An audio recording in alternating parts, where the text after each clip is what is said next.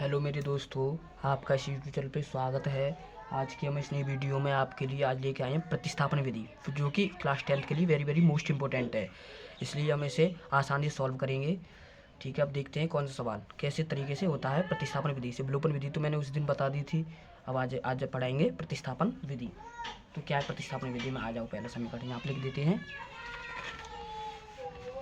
प्रतिस्थापन प्रतिस्थापन विधि प्रतिस्थापन विधि प्रतिस्थापन विधि से प्रतिस्थापन विधि से तो देखो, पहला सवाल ले लेते प्रतिस्थापन विधि से। तो क्या है? एक्स प्लस वाई बराबर 14, एक्स माइनस वाई बराबर 4। तो हमने उस दिन बता दिया था कि विलोपन विधि में क्या होता है। विलोपन विधि में ये होता है कि प्लस से माइनस कट जाता है, और उसमें ऐसा नहीं होगा। तो हम इस क्या करेंगे, समीकरण पहले मान लेते हैं। माना समीकरण एक से तो एक्स प्लस वाई बराबर 14 हो जाएगा। तो हम ऐसा क्या कर सकते हैं, प्लस का वाई है, इधर आके बराबर के इधर आके क्या हो जाएगा, माइनस के वाई हो जाएगा। क्या हो जाएगा? माइनस के वाई हो जाएगा। तो इसे क्या मान लेते हैं, समीकरण फर्स्ट मान लेते हैं। तो अब एक्स का मान समीकरण सेकंड में रखने पर, एक्स का मान समीकरण हमने ये पहले समीकरण एक से निकाला है, अब 2 में रखेंगे। एक्स का मान समीकरण 2 में रखने पर, एक्स का मान समीकरण 2 में रख देंगे तो क्या हो जाएगा, एक्स माइनस वाई बराबर 4, एक्स 4 माइनस वाई बराबर 4 हो जाएगा। अब क्या कर देंगे, माइनस वाई क्या हो गया, माइनस के 2y। अब ये तो रहेगा ही बराबर 4। अब देखो ये माइनस का है, या ये प्लस का है, इधर आके क्या हो जाएगा, माइनस का हो जाएगा। तो माइनस के 2y बराबर 4 माइनस 14। तो माइनस के 2y बराबर माइनस के 10 हो जाएगा। तो माइनस से माइनस कैंसिल आउट, तो y बराबर क्या हो जाएगा, ना लिख देंगे 2y बराबर 10, 2 से 2 कैंसिल आउट, तो y बराबर क्या हो जाएगा, 5 हो जाएगा। अब देखो, अब हम इसमें क्या करते हैं, y का मान समीकरण फर्स्ट में रख दो। y का मान समीकरण फर्स्ट में रखने पर, y का मान समीकरण फर्स्ट में रखने पर अब देखो रख देते हैं। तो x प्लस वाई बराबर 14, तो x प्लस 5 बराबर 14, तो x बराबर 14 माइनस 4, x बराबर 9। तो क्या लिख देंगे, x बराबर 9 तो y बराबर 5। ये वाला आंसर हो गया। अब आ जाती है दूसरा सवाल ले लेते हैं हम। क्या ले लेते हैं, दूसरा सवाल ले लेते हैं। देखो,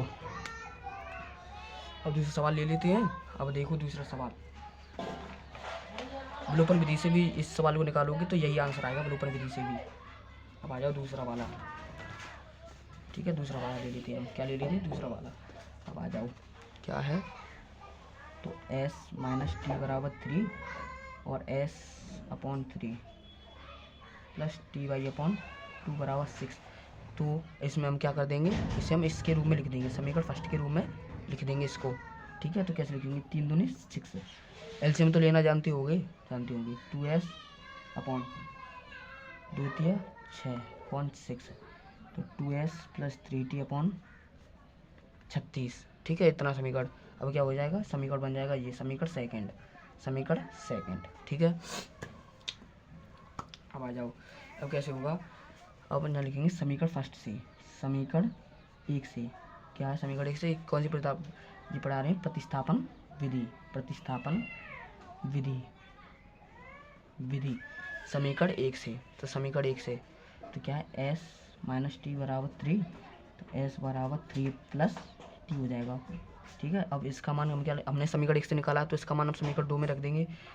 तो समीकरण थर्ड